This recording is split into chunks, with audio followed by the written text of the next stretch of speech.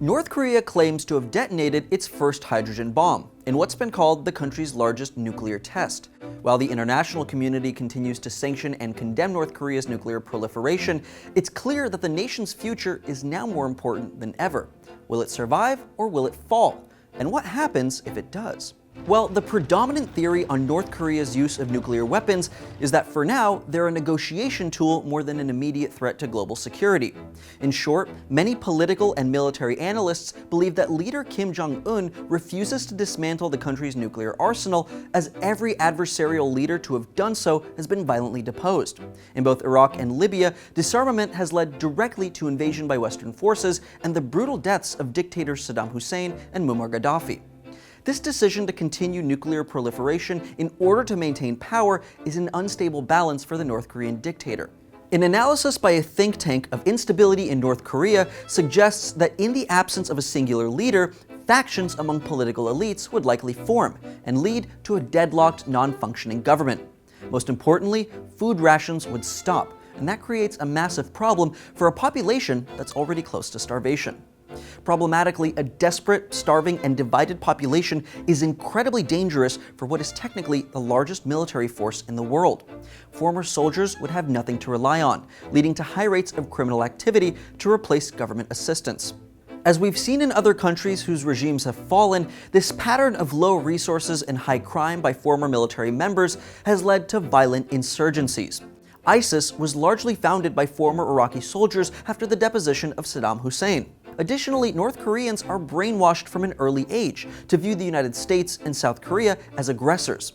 In light of the fact that these two countries, along with China, would likely be the first to respond and invade, the local populations may fight back, assuming the invaders are there to hurt and not to help.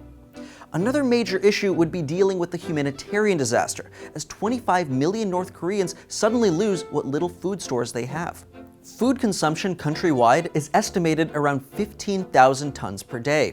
By comparison, in 2011, the US offered the country about 5% of that to help shore up available resources. So 15,000 tons a day is an astronomical amount of food and would be incredibly difficult to deliver while the country undergoes an insurgency or even a civil war. It's been predicted that if the North Korean government falls, millions would rush into China and South Korea, neither of which have the infrastructure necessary to handle a massive influx of refugees. This could create a situation where North Korea is partitioned by these two countries, not unlike Germany in the 1940s.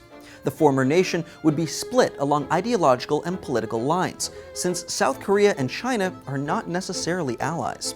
Should North Korea fall, it would create a massive humanitarian crisis, a refugee crisis, a civil war, an insurgency that might have nuclear weapons, and an ideological divide in the Korean peninsula between China and US-backed South Korea. Hundreds of thousands, if not millions of deaths could occur from just one of these crises. And that scenario is the biggest reason that nobody has done more than sanction the North Korean leader. It's also why Kim Jong-un is unlikely to end his reign of power by using nuclear weapons. As has been the case for nearly 70 years, an uneasy balance has kept the whole region from collapsing into chaos. But how long that continues is totally unknown. But even if the government doesn't collapse, day-to-day life for the North Korean population reflects one of the worst standards of living in the world. To learn just how difficult it is to live in this tyrannical dictatorship, you can check out this video. Thanks for watching Now This World, and don't forget to like and subscribe for more episodes just like this every week.